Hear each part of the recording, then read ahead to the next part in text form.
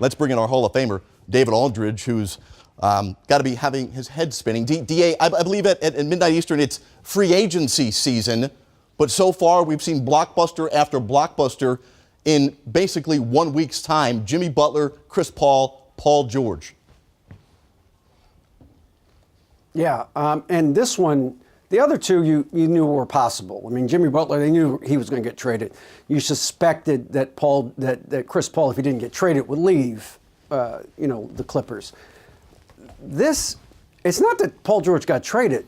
Look, we're all following this story every day. We're all calling, and I think everybody who's been following the story has been kind of looking at. You look at Boston, you look at the Lakers, you look at maybe San Antonio. Right. You look at Cleveland. That's been it.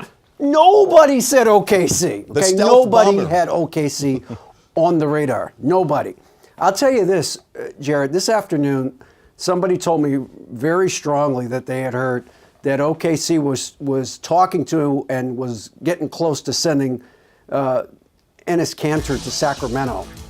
And you go, wow, well, that makes sense. It gives them some cap room. Maybe they'll go after Blake Griffin. That got shot down real quick. That's not happening. Nobody had this one coming, though. I got to tell you, this is just, it's a stunner.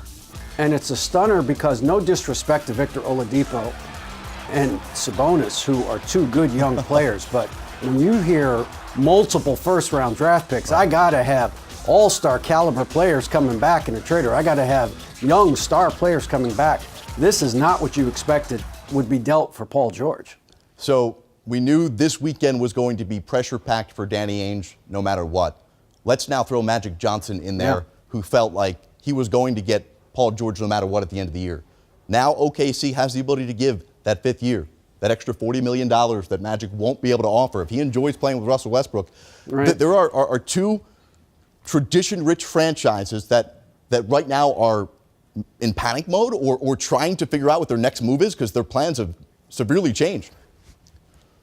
Well, I wouldn't say that just yet, Jared. Now keep this in mind now. Russell Westbrook has been or will be offered the full, the veteran player exception. He hadn't signed it yet, as far as I know. So until he signs it, until he tells them he's coming, he's a free agent in a year.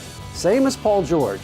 So as much as I hate to break this to Oklahoma City fans who are, I'm sure, rejoicing, and they should be, because this is an incredible deal for them, we may have Armageddon in a year. I mean, there's no guarantee. What is Armageddon if this isn't?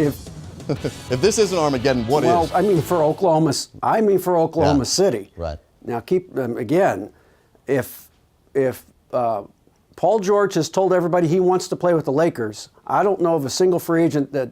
Well, I shouldn't say that. Very few free agents these days go to a place by themselves. They usually have one or two other superstars coming with them.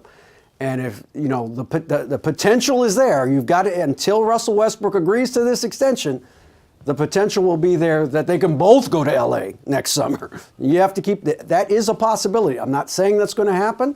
They may both sign in Oklahoma City and stay there the rest of their careers, but it could go one way, it could go the other way. So that's something that you're going to have to keep. It will be there and it will be in the ether until Russell Westbrook says, no, I'm signing this extension, I'm staying in Oklahoma City. Well, DA, if the possibility of Armageddon is in a year from now in OKC, maybe fair to say it is a firestorm on Twitter right now among those who are criticizing Danny Ainge for not being more aggressive. What is the takeaway here, and what does Danny Ainge now do? He's been touting all these assets. Does he continue to take this laid-back approach, still go after Gordon Hayward? What's next? Well, I mean, to be fair to Danny Ainge now, I mean, I think most people would say even if he didn't offer the Brooklyn pick, and there's never going to be, nobody's ever going to know the truth of that, I don't think, because, there's people said it was in and says it's not in.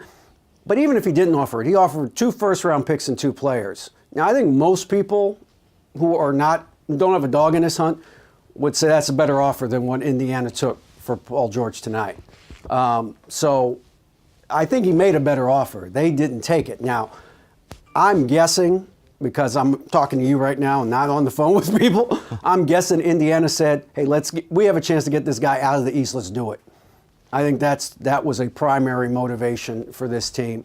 to get him out of the Eastern Conference as quickly and quietly as possible. And maybe they didn't get everything they could have gotten from other teams, but for whatever reason, they like this offer more. And look, Oladipo played at Indiana for 2 years. Sell some tickets. So obviously he's got some, yeah, well, I don't know. Well, maybe sells tickets, but people know him. He's a known quantity there. He was a good player at Indiana. And Sabonis is a guy that a lot of people think has a chance to be a good player in this league at some point as a starter. So you're younger, you can run, you can try to run at least now. But I don't think there's any question in my mind, and I will continue to work this as the night goes on, that Indiana said, we're not going to give Boston a chance to build a dynasty with Paul George and have to face this for the next 6 or 7 years. We're going to get him out of here.